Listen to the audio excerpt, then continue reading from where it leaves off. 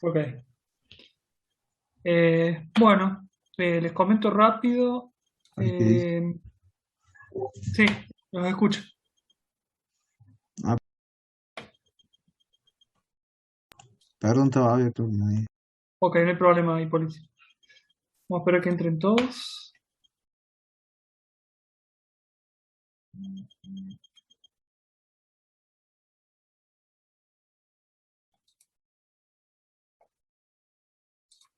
Bueno, eh, les comento, vamos a hacer una partecita del práctico eh, de adaptación de impedancia.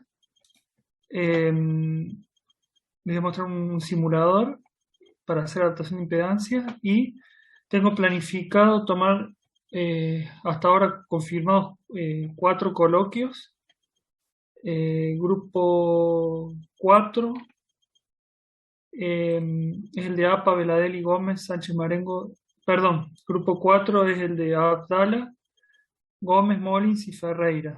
Después tengo el grupo 3, Alba, Espinosa, Grevien y Otero. Y después tengo el grupo 18, que es el grupo de Barros, Masachesi, Barros, Napoli, Olarte. Y el grupo 13, que es el grupo de Campetela, Casteló. No, Casteló, Cusa y Politi. Me está faltando terminar de ver, estaba hasta recién viendo el trabajo de Campos y Mayeu Canciani, que estoy tratando de terminar de verlo para hoy, para pasarle la devolución. Eh, no sé si hay alguna duda respecto a eso. Hay algunos grupos que todavía me deben el trabajo, que es el grupo 10 de Berti, Ventura, Cóndor y Dufo, y el grupo de Fleitas, Jiménez y Romero Cés. Profe, disculpe, Sí, ¿qué número sería el grupo Elizondo? Elizondo, Busto, Gómez, sí, es el grupo 17. 17. Ujú. Arreglamos para hoy. Sí, si ustedes pueden, sí. Bueno, bueno. Anoto acá. Ahí ya los anoté. Yo lo voy a ir haciendo pasar secuencialmente a cada grupo y no son más de 10 15 minutos del coloquio. Les voy a mostrar algo antes. Ahí les comparto pantalla. A ver, esperen que denme un segundo.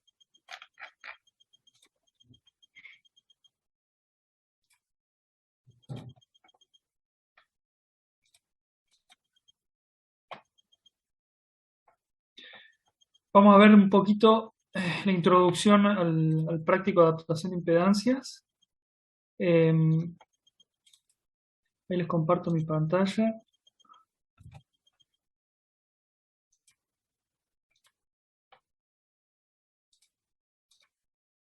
No sé si están viendo mi pantalla ahí. Sí, ahí se ve, profe. Sí, profe. Perfecto. Bueno, bueno. A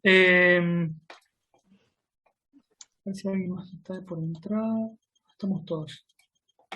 Bueno, lo que vamos a ver nosotros, lo que es adaptación de impedancia, se utiliza en general para diferentes aplicaciones. Nosotros lo vamos a ver más que nada enfocado a...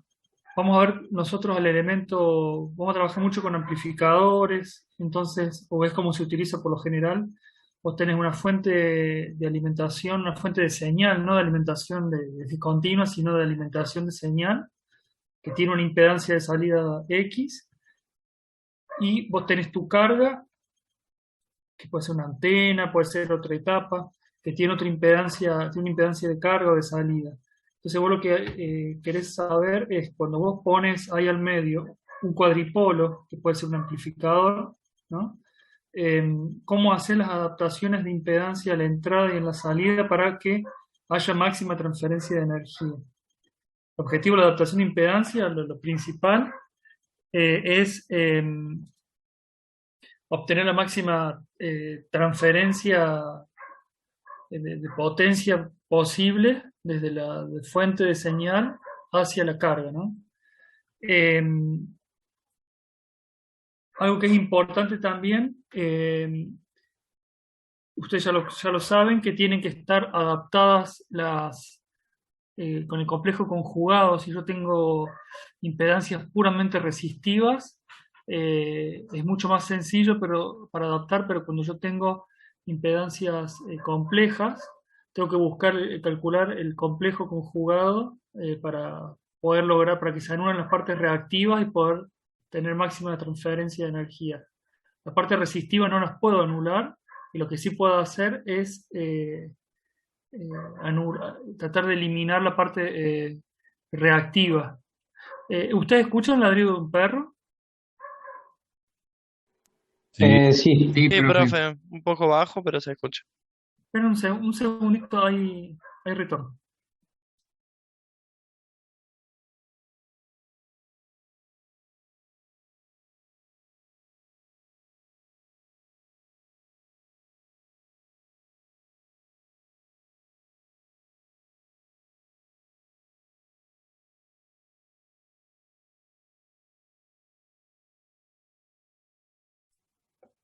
Ahí estoy. A ver si hay más para entrar. No, estamos todos. Bueno. Eh, Ahí lo vamos a ver a esto en un programa para simular. Eh, bueno, esto es lo que les comenté recién. ¿Con qué se puede adaptar las impedancias en un circuito? Por lo general hay como tres grupos. Uno es utilizar transformadores de radiofrecuencia. Eh, Cuando vos necesitas hacer una adaptación de impedancia en un equipo donde la señal que vos querés, por ejemplo, amplificar, o la que va a pasar por el circuito, tiene mucho ancho de banda. ¿Qué quiere decir que tiene mucho ancho de banda? Que no va a trabajar, por ejemplo, con una señal de 100 MHz, sino que va a trabajar con una señal que tiene, que puede ir desde los 50 hasta los 150 MHz. Entonces vos tenés 100 MHz de ancho de banda, es muchísimo. Por lo que hablar de ancho de banda quiere decir, en la red de adaptación, es que tu red de adaptación pueda adaptar bien las impedancias en todo ese rango de frecuencia. Por ejemplo, yo tengo una frecuencia de 50 MHz que se adapte bien, y que si yo tengo pasando por la red de adaptación una señal de 150 MHz, también que se pueda adaptar bien. Eso es bastante complejo. En ese caso no se utilizan eh, redes LC, sino que se utilizan transformadores de banda ancha, que tiene esas ventajas, pero también tiene algunas limitaciones, como son, por ejemplo, las, eh, las impedancias disponibles, que no vienen de todos los valores, sino que vienen acotados a un rango de impedancias determinado.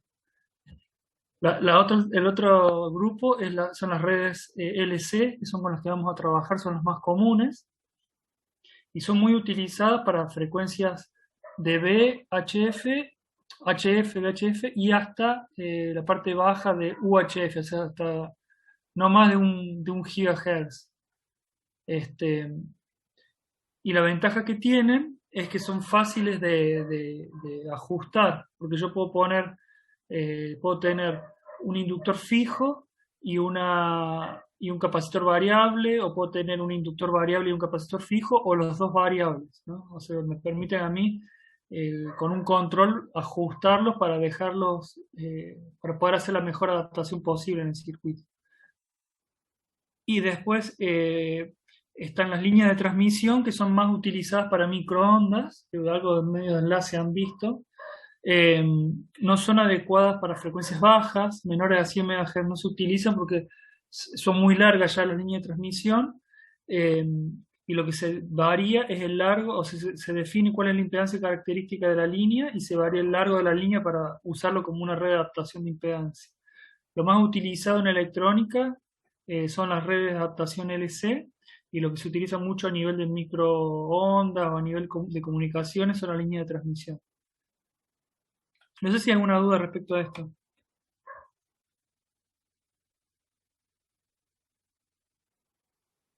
¿Me escuchan bien ahí? Sí, Sí, se escucha perfecto. Ok, bárbaro. Algo que ustedes ya conocen por el práctico 1 que estuvieron trabajando, es que es indispensable, cuando yo voy a trabajar en redes de adaptación de impedancias en circuitos de radiofrecuencia, saber qué tipo o qué familia o qué tecnologías de capacitores y de inductores utilizar. Yo no puedo agarrar cualquier inductor o cualquier capacitor porque no va a funcionar bien, ¿no?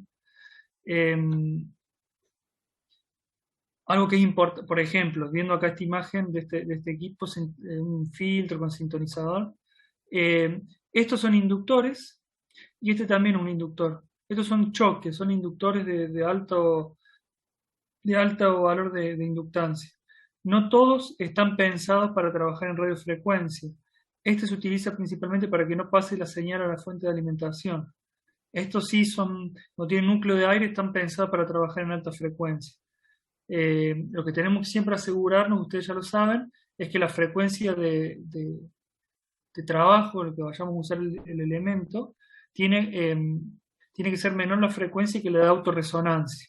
¿Está claro? O sea que la frecuencia de funcionamiento tiene que ser menor a la de autorresonancia, porque ya si yo supero la frecuencia de autorresonancia, ya el inductor no se comporta como un inductor, el capacitor no se comporta como un inductor, tiene comportamiento diferente por las capacidades y las inductancias parásitas. Y después para aplicaciones de potencia, o sea, etapas de salida de amplificadores de radiofrecuencia, donde vos ya tenés señales de mucha potencia, los inductores que vos elegís, por ejemplo, ¿por qué alguno tiene un alambre más fino, más grueso? Eso te lo determina la corriente que esté pasando por ahí, la señal de RF que esté pasando. La sección del alambre te la determina la corriente que va a pasar por ahí.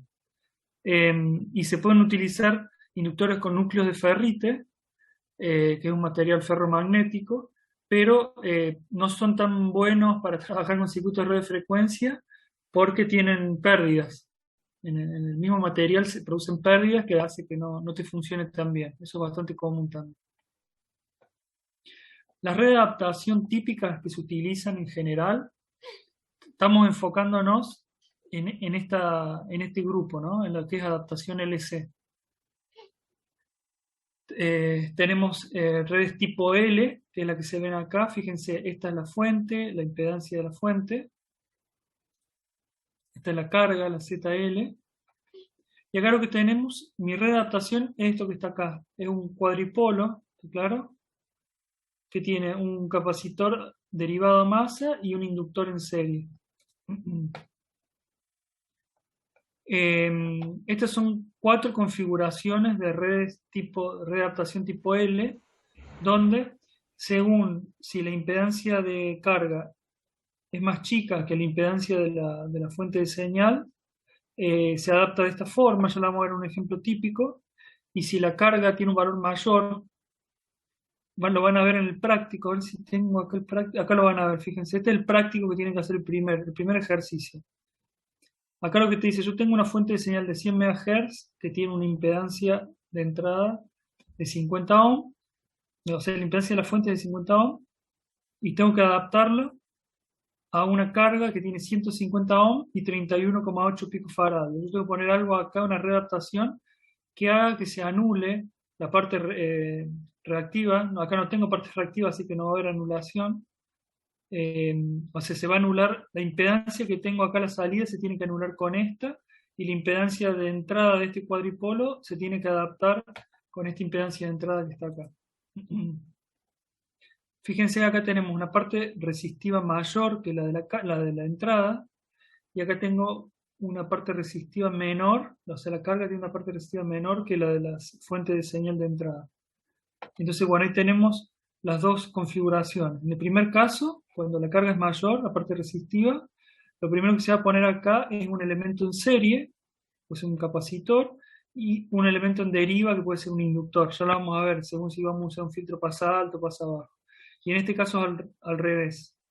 Si la carga, la RL es menor a la RI, acá lo que hay que poner primero es un elemento en derivación a masa y después un elemento serie.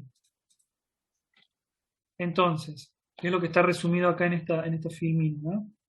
Acá lo que se muestra es, en la parte superior, filtros pasa bajos, y en la parte inferior, filtros pasa altos. ¿Cómo me doy cuenta que estos son filtros pasa bajos?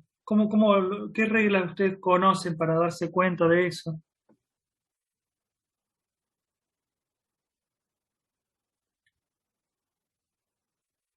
¿Cómo se dan cuenta que las de arriba son pasabajo? Yo conozco una mnemotecnia, profe, no, que supuestamente, va, no sé si quiere que se lo comparta. Sí, Dice, según el profe de teoría 2, si hubiese una mosca, ¿por dónde pasaría? Y bueno, y está el capacitor abajo, entonces la mosca pasaría por abajo, entonces un filtro pasa abajo. Y si el capacitor está por arriba, un filtro pasa alto. Es como esa mnemotecnia, ok, medio simple, pero bueno. ok. Una regla puede ser, por ejemplo, ustedes ya saben cómo se comportan el inductor y el capacitor a dos frecuencias extremos, podemos llamarla. Una puede ser una frecuencia, un extremo es que la frecuencia sea cero, la frecuencia de la señal. ¿Está claro? De la fuente de señal. ¿Qué quiere decir que la frecuencia de esta fuente de señal sea cero? Es Una una tensión de continua. continua. Es una continua, ¿está claro? Entonces, la continua viene por acá y se encuentra con un capacitor en este nudo. Si hay un capacitor, son dos placas paralelas separadas con un dieléctrico. La continua no pasa por el capacitor, ¿está claro? Y la continua ve al inductor como un alambre. Entonces, si ustedes le miden la resistencia que tiene un inductor, le va a dar 2 ohms, 3 ohms, 5 ohms, porque es un alambre enrollado. Entonces, la continua pasa por acá y se viene a la carga. Entonces, para frecuencia cero, toda la señal se va a la carga, ¿está claro? Entonces, a baja frecuencia yo empiezo a subir 0 Hz, 1 Hz, 2 Hz, voy subiendo en frecuencia, se va derivando toda la señal a la carga y nada se me va a masa por este capacitor porque es un circuito abierto. Pero a medida que voy subiendo la frecuencia, este inductor, bueno, ese sería un caso, ¿no? O sea, ahí se dan cuenta que pasan la frecuencia baja o frecuencia nula, pasan, ¿no? La continua. Y ahora para frecuencias altas, el capacitor, como es inversamente proporcional, su reactancia, su impedancia capacitiva es inversamente proporcional a la frecuencia, a medida que aumenta la frecuencia baja su impedancia y se deriva la señal a más. Y el inductor es al revés, es directamente proporcional a la frecuencia. Recuerden que la reactancia inductiva XL es es 2 por pi por F por L, ¿no? Entonces, si la F va subiendo, la impedancia va subiendo también. Entonces, para frecuencias muy elevadas, esto es un choque, es un elemento que no deja pasar la señal a la carga, y este es un cortocircuito a masa, entonces toda la señal se me viene para abajo. Entonces ahí se dan cuenta que para frecuencias bajas pasa toda la carga, y una frecuencia elevadísima no pasa nada a la carga, sino que se me deriva masa por el capacitor. ¿Está claro? Entonces, casos intermedios son que la frecuencia empieza a subir 1 Hz, 2, 3, 4, 5 Hz, va pasando la carga, pero cada vez va pasando menos porque este empieza a oponerse y este empieza a dejar pasar. Entonces ahí se dan cuenta claramente que pasa abajo. O sea, porque a baja frecuencia pasa todo a la carga y a medida que va subiendo la frecuencia se va derivando menos a la carga y se me viene cortocircuitándose a masa por el capacitor. Acá lo mismo. Para baja frecuencia pasa todo y para frecuencias altas este no deja pasar. Entonces se comporta como un filtro pasa abajo. Y acá al revés. Un pasa alto porque para baja frecuencia se me deriva masa. Y a medida que va superando más y más y más la frecuencia, este capacitor empieza a conducir y se viene a masa. ¿Está claro eso? Sí, profe. Perfecto. Lo que vamos a ver ahora es un caso, vamos a ver estos dos casos, como por lo general se utilizan filtros pasabajo en la red de adaptación, por lo general, a veces hace falta usar un pasabalto, pero por lo general son estas configuraciones que se utilizan y vamos a ver un ejemplo de cómo se realiza la adaptación. Eh, Otro tipo de red de adaptación, bueno, la desventaja que tiene la red de adaptación, esta tipo L, está conformada por dos elementos, solamente un capacitor y un inductor, eh, es que no son muy selectivos y no tienen mucho control del Q del circuito. O sea, yo puedo tocar uno de los dos elementos, pero no, es difícil ajustar o lograr la perfecta adaptación. Cuando nosotros necesitamos que sea más flexible para poder ajustar la adaptación, los que más se utilizan son la red de adaptación tipo Pi, que es esta que está acá, o la tipo T, que es esta que se ve acá. ¿Está claro? Acá puede haber inductores arriba y un capacitor acá derivando masa, o al revés, va a haber dos capacitores arriba y un inductor derivando masa, según si es un pasa alto o un pasa bajo. En este caso nosotros tenemos más elementos de ajuste, siempre está conformado mínimamente por tres elementos y yo puedo tener un ajuste acá y otro ajuste acá, por ejemplo. Entonces me permiten hacer un ajuste más fino de la red de adaptación. Eh, ¿Algo más que quiero comentar acá? No. Eh, bueno, esto es algo que es importante también. A ver cómo se los comento. Voy a sacar esto un poco para arriba. Eh,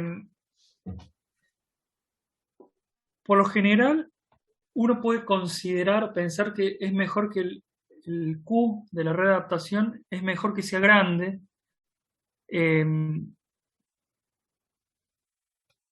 Eh, a ver cómo se los comento esto. Si yo tengo una red de adaptación que tiene un Q muy elevado, o sea que es muy selectivo, ¿está claro? Yo hago una red de adaptación, acá tengo 100 MHz y calculo mi red de adaptación perfectamente con un Q muy elevado para que me adapte perfectamente la impedancia de la fuente a la carga y haya máxima transferencia de energía. Ahora, si la fuente se me corre a 95 MHz o a 105 MHz, y esto es muy selectivo, se tiene un Q muy elevado, se me va a desadaptar muy rápido, ¿está claro? O sea, apenas se me mueve un poco la frecuencia de la fuente de señal, se me desadapta el circuito y no hay máxima transferencia de energía a la carga. Entonces, bueno, y esto es algo que es importante también. Cuanto mayor es el exigido los componentes de la readaptación. Y acá está un poco esta característica que tiene la readaptación que se llama esintonía o desadaptación, que se puede dar. Ustedes recuerden que este tipo de circuitos están expuestos a variaciones térmicas. Entonces, si yo tengo que mi readaptación está adaptada perfectamente con un Q muy elevado a 20 grados centígrados, si se me corre la temperatura a 80 grados centígrados, los valores de los componentes me varían y se me desadapta rápidamente el circuito. Y no hay máxima transferencia de energía, o sea, se corre muy rápido, ¿no? Se desadapta muy rápido.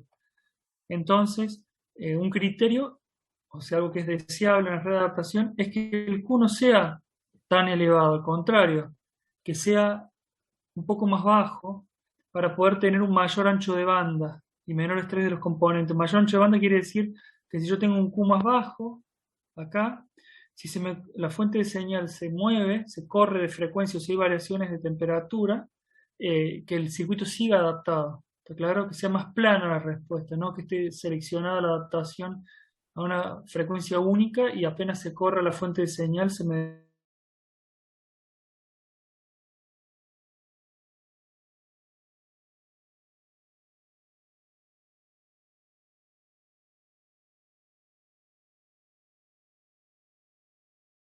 Profe, no se lo está escuchando.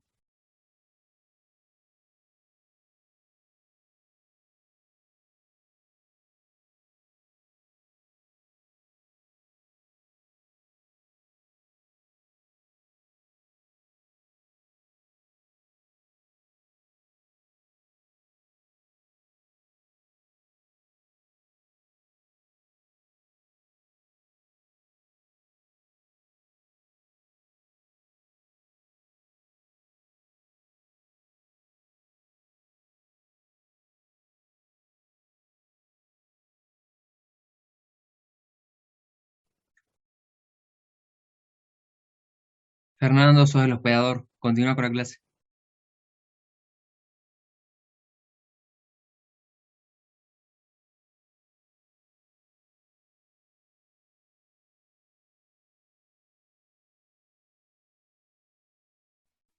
Perfecto. Ahí les muestro cómo quedé en mi pantalla ahí.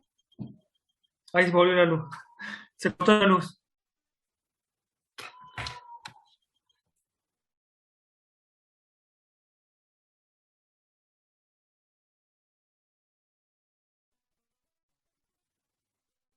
¿Me escuchan ahí? Sí, profe.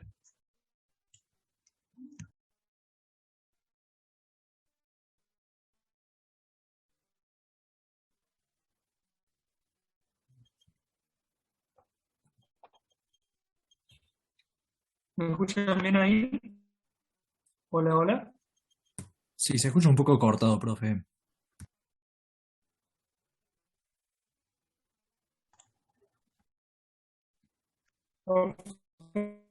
Se trabó de nuevo. Se nos fue.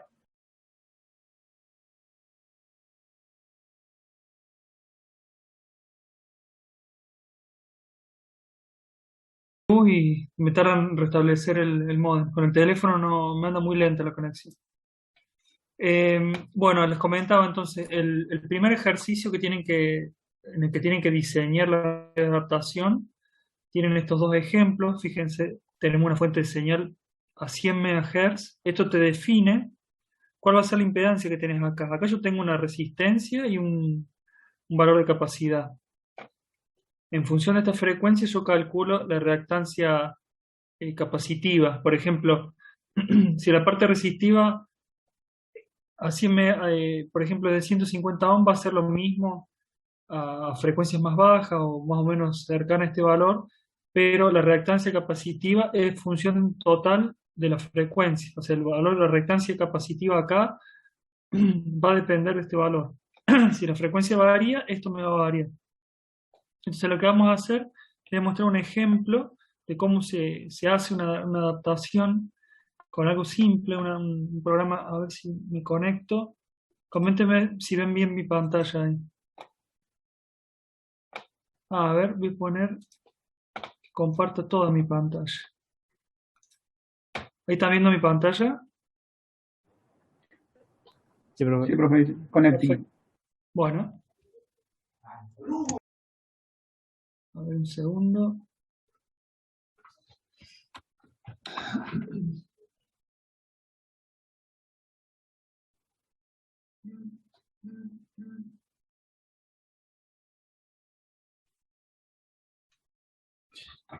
Está medio lenta la conexión. A ver, voy a probar de vuelta.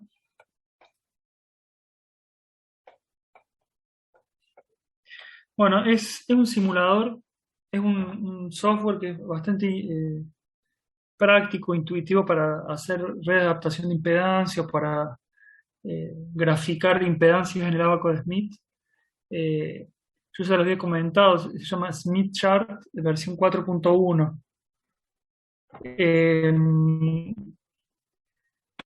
Es un software que corre sobre Windows y te permite a vos hacer diseños de readaptación de impedancia o filtros. Más que nada readaptación de impedancia, y viene con un manual. A ver si lo tengo abierto acá. A ver. Está andando muy lento todo esto.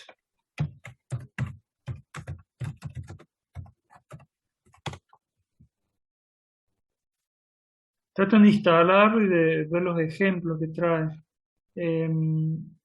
A ver si lo puedo abrir acá. Acá te muestro diferentes, cómo haces para adaptar con filtros pasa alto, pasa bajo, con dos elementos reactivos, cómo te hace una adaptación a una antena. Tiene un montón de ejemplos que están muy buenos, ¿no? Yo les voy a mostrar el primer ejemplo para que vean cómo, cómo se utiliza. A ver si... No me está dando conexión. Lo que estoy haciendo, me estoy conectando a una computadora remota que tiene Windows. A ver, espera un momento a ver si conecta. Tiene que haber entrado. Tenía todo abierto, pero sí, esta computadora que me estoy conectando no es una notebook, sino es una computadora fija. No tiene UPS, así que se corta la luz y se me apagó. Estoy viendo, ya van a ser las 9. Lo que vamos a hacer, vamos a esperar un momento más, a ver si podemos conectar, así les muestro el software. Y ya paso a tomar el coloquio. Dijimos grupo 4 primero, que es el de Abdala, después grupo 3, el de Abdala, porque antes de tengo que tomar antes de las 9 porque después no pueden. Grupo 3, que es el de Alba Espinosa Gradien, y después el grupo 18, grupo 13 y grupo 17. A ver, no, me da error de conexión. Profe, una consulta. Sí. ¿Cuándo se entrega este TP? Tenemos la semana que viene y la otra, si hace falta. Dos semanas más. Después ya pasamos a otro tema que es osciladores controlados por tensión y PLL, sintetizadores de frecuencia. Que es diferente, son prácticos bastante diferentes. Son más de simulación también, pero no hay, vamos a trabajar más con señales digitales y con tensiones de ajuste. No sé, no me está dando conexión, no sé qué problema hay con la red. A ver cómo podemos hacer. Se lo muestro a ver en el mismo PDF. Lo que te muestro, por ejemplo, el primer ejemplo que te da, que es bastante sencillo, te dicen que adaptes una impedancia de 50 ohm. O sea, nosotros acá vamos, esto es lo que te muestra el software, te muestra un abaco de Smith donde se ven círculos y que representan resistencias de color rojo, claro, y estas hipérbolas que están acá, que representan la parte inductiva, reactiva inductiva, toda la parte superior, y la parte inferior representa la parte reactiva capacitiva. Esto que se ve acá, esto que parece como si fuera una hipérbola, en realidad es un círculo. Son todos círculos, pasa que nosotros estamos viendo una parte solamente. Todo lo que se ve en rojo representa resistencias, los círculos estos, y estas hipérbolas representan valores de reactancia inductiva y reactancia capacitiva. Y todo lo que se ve en celeste representa admitancia, es como que es el espejado. Estos que están aquí, estos círculos son admitancias de diferente valor, 40 milimol, 20 milimol, 10 milimol, o en este caso acá vemos 50 ohm, este círculo que está acá, 25 ohm, este círculo que está acá dice 10 ohm, ¿está claro?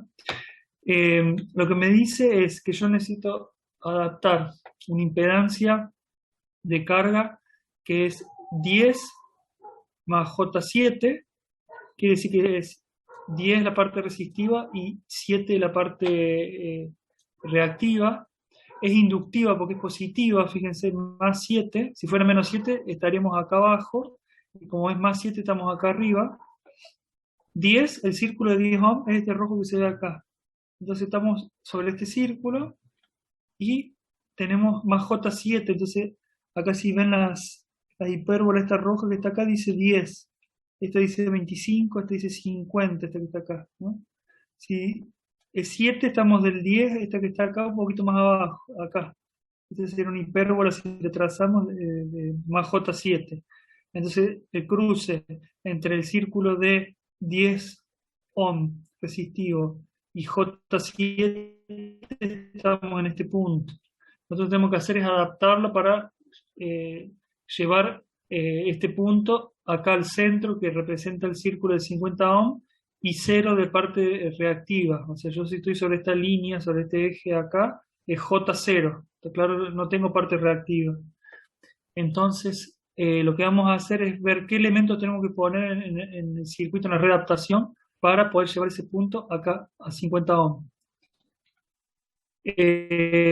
Utilizando dos elementos reactivos. Si dice dos elementos reactivos, está claro que es un circuito de adaptación, una readaptación tipo L, ¿no? Y la frecuencia que me da de datos es 150 MHz. Entonces lo que vamos a hacer, a ver si puedo abrir el simulador ahora. Se puede estar tanto como si tuviera un problema de la red inalámbrica. Lo que tengo que hacer ahora es poner un elemento. A ver si conectó ahí. Sí, ahí está conectado. ¿Ven mi pantalla ahí? Sí, profe. Perfecto. Acá voy a abrir el Smith Chart versión 4.1. Ahí lo está abriendo.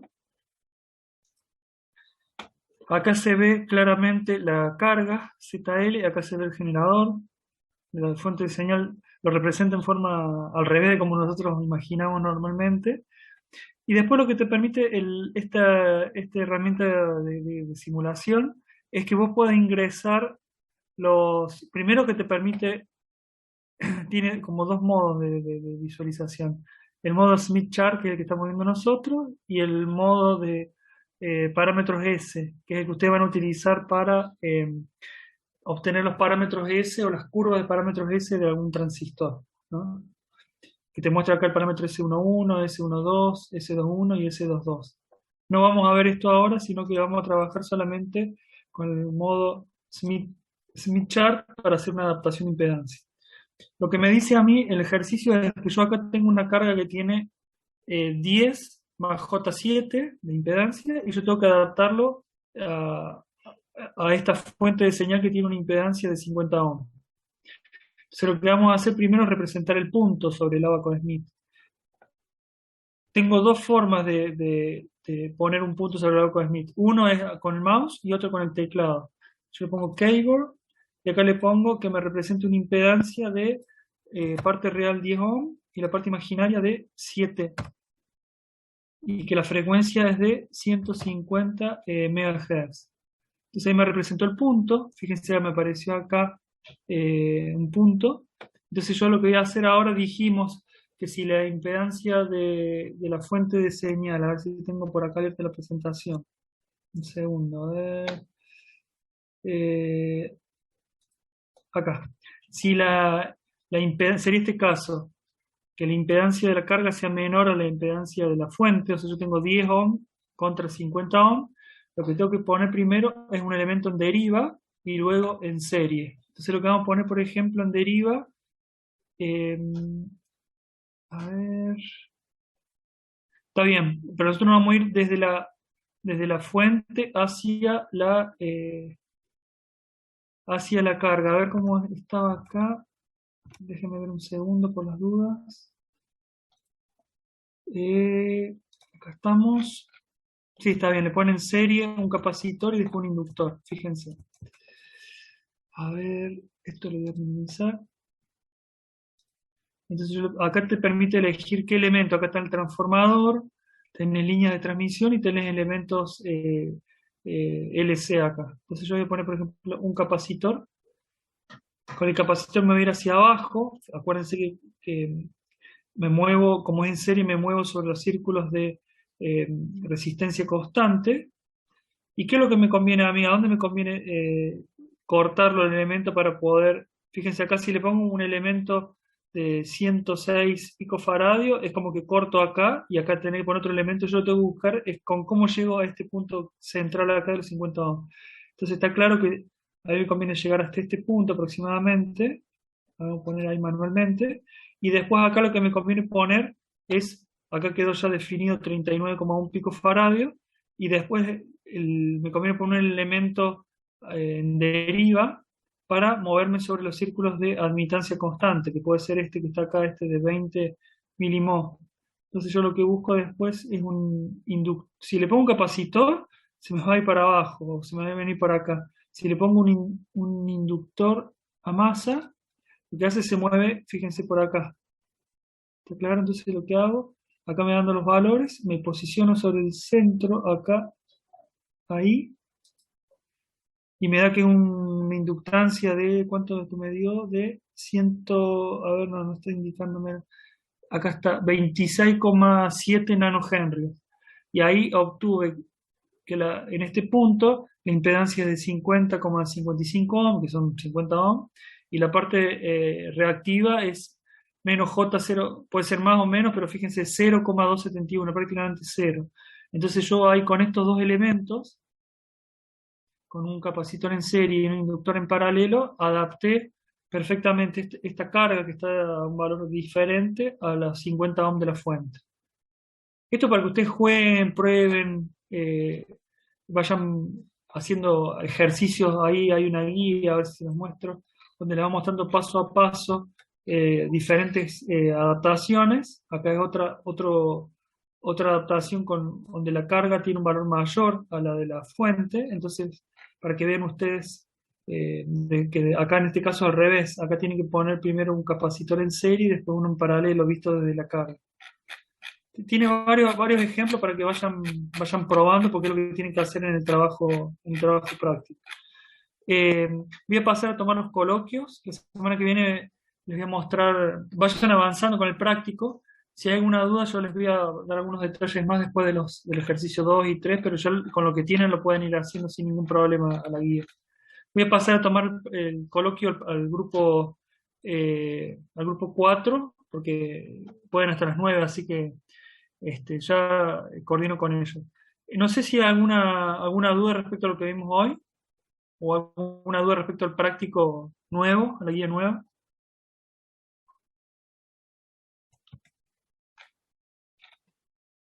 No, profe. Ok. No, de momento no. Calculo que las dos van a ir surgiendo a medida que lo vayamos haciendo. Perfecto. Cualquier duda me escriben por mail para ir ganando tiempo y si no, nos vemos la semana que viene en la clase. Perfecto. Bueno, paso a tomar coloquio de los grupos que quedan pendientes. Yo voy a cortar la